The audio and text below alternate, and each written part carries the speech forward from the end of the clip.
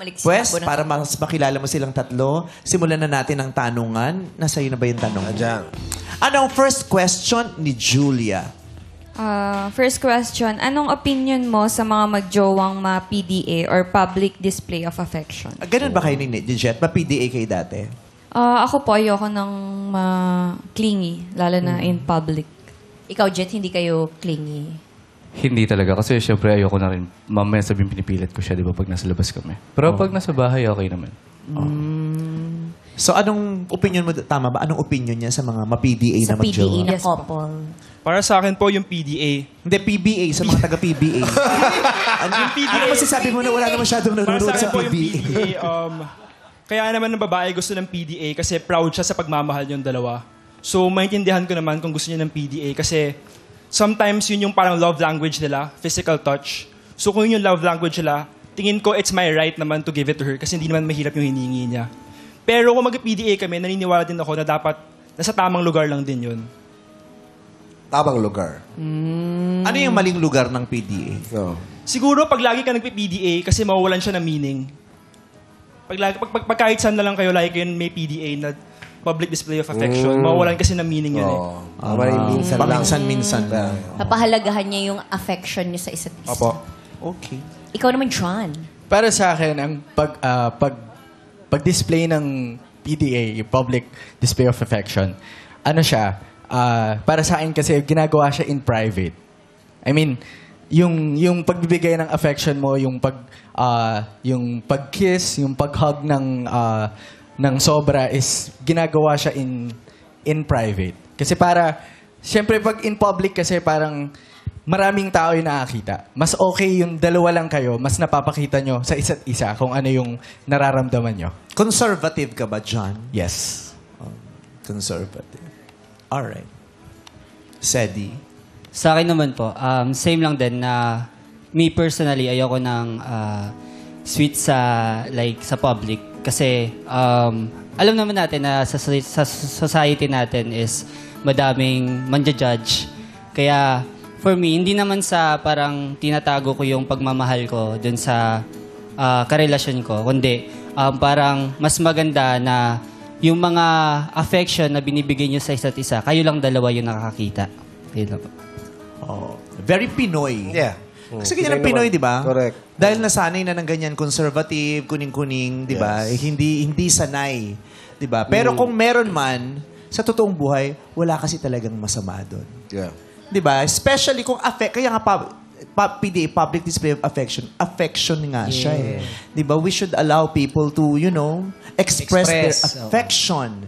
Di ba? Hindi dun sa pamamaraang fitting sa atin yung kasi dapat 'di ba dapat okay sa atin yung ginagawa nila. Sa ibang bansa kasi wala eh, 'di ba? Ganun sila kalawak eh, progresibo kasi sila 'di ba? Kumbaga, inyo yan eh, wala kaming pakialam. So hindi kami dapat 'di ba? Kung paano niyo ipapakita ang pagmamahal niyo. Eh dito sa atin, parang saklaw natin ng isa't isa. May say tayo sa ginagawa ng isa't kasi nga nasanay tayo. Nasanay tayo. So hindi sila, tama ba ako? Lahat kayo hindi okay sa PDA o may mga certain moments Hindi po lang? okay lang naman. Kung yung PDA na yun magpapasya sa relationship namin, okay lang sa akin. So, Julia, sinong bibigyan mo ng green flag? Searchy number 1 po. Si Juan, si Nathan ang nakakuha ng first green flag. Bakit? Totoo naman po yun na minsan kasi hindi naman maiwasan yung ganun. Lalo na pag may moment na masaya ka or gusto mo siyang maramdaman somehow. Oo, di ba? Yakapin ka, di ba? Di ba? Halikan ka. Ang sarap nun, lalo special moments. Minsan hindi mo, di ba, hindi mo na mapipigil. Tapos minsan yung gagawin mo, ay, ang daming tao. Nakakainis yung nakakabasag nung moment. Moments. Eh. Oo, paminsan-minsan you have to seize the moment at deadmahin mo yung mga tama. So my first green flag, si Nathan. Congrats. Kaya happy yung pamilya ni Nathan na nandun. Nandyan? Oh! Parang Mommy makita ko na yung and kapatid mo dito. brother dati. niya, ayun, mommy at brother niya. Sumali siya dati. Napili ba siya dati? Siya, si kuya niya. Ang taray! So, pinush mo rin yung kapatid mo, sumali ka din. Tapos back-to-back tayong date, gano'n. Yes po. Si Mami supportive, no? Sinasamahan yung mga anak niya lagi. Oo, supportive si mommy. Ay, naku. Mami, nasan daddy mo? Ako? Nasan si daddy po? Widow na ako. Ay, para pwede kang sumali dito next time. Kailangan family, experience. Experience ng dalawang kids mo, ikaw naman. Payag ka ba doon, Kevin? Ay, Kevin ba pangalan niya? Aaron. Siyempre, payag na payag. Oh, Taray. the cutest. Okay, thank you. Nathan, congrats. So may pangalawang katanungan na si Julia. Question number 2. Kailan ka nagiging duwag? Oh. Ay! Nathan, kailan ka nagiging duwag?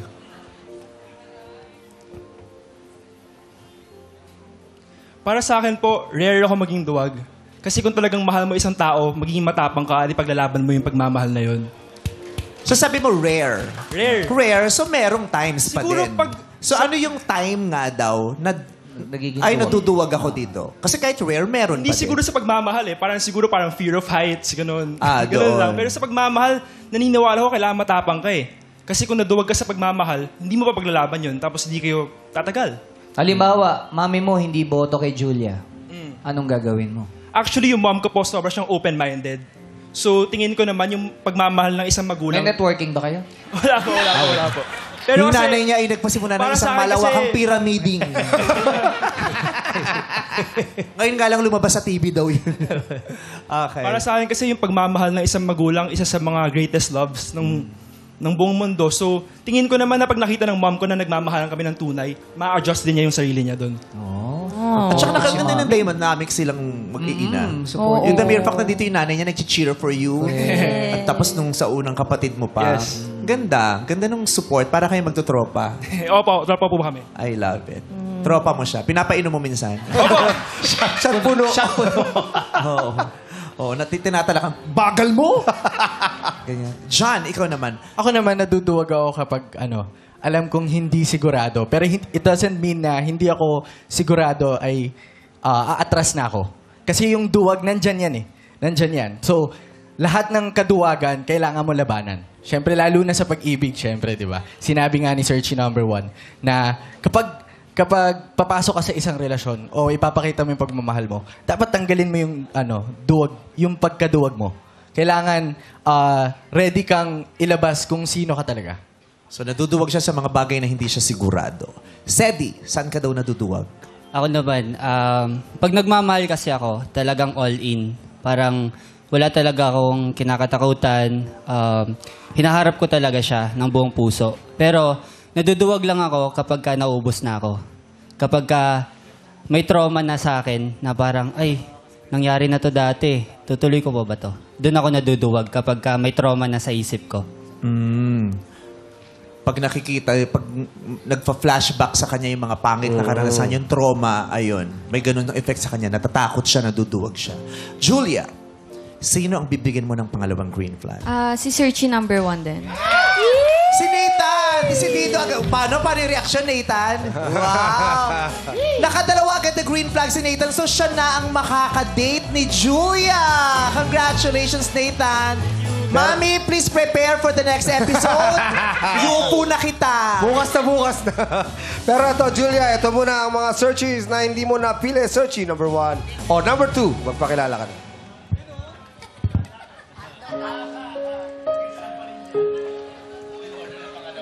Hello, Julia. Gusto ko lang sabihin na sa narinig kong kwento mo kanina, sana matagpuan mo na yung tunay na magpapaligaya ng puso mo. Yan lang. Thank you, John. At heto naman ang isa pang searchy na hindi mo napili.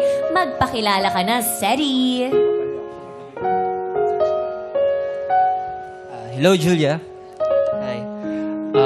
Message ko lang sa'yo, sana ngayon, ingatan mo na yung puso mo.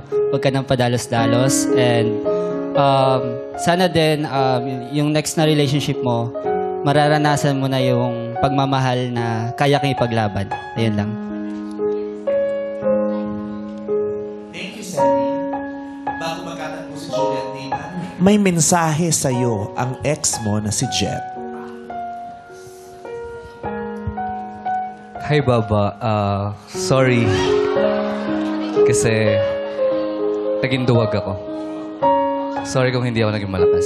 Sorry kung nagsinungaling ako. Pero thank you sa pinaramdam mo sa akin pagmamahal. Tawag mo naman siyang black sheep. Black sheep. Ganyan. Kasi baba ang tawag. Baba, black sheep, earny mo. Yes, sir. Yes, sir. Cool. Thank you din. Thank you sa lahat, including yung pag-iwan mo sa akin. Kasi mas nahanap ko yung sarili ko. Ayun. And na-appreciate ko naman lahat ng ginawa mo. Ingat palagi. Thank you, Julia. Jet, may message ka kay Nathan?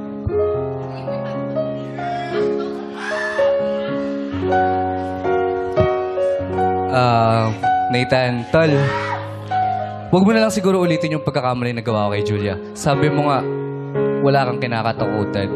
Panindigan mo yan. Thank you, bro. Kiss mo siya. Kiss mo siya.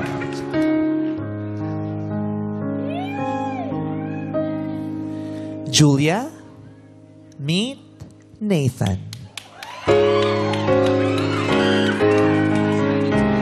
Maghihintay na lamang ba ang puso kong nangangamba sa iyong mga pangako.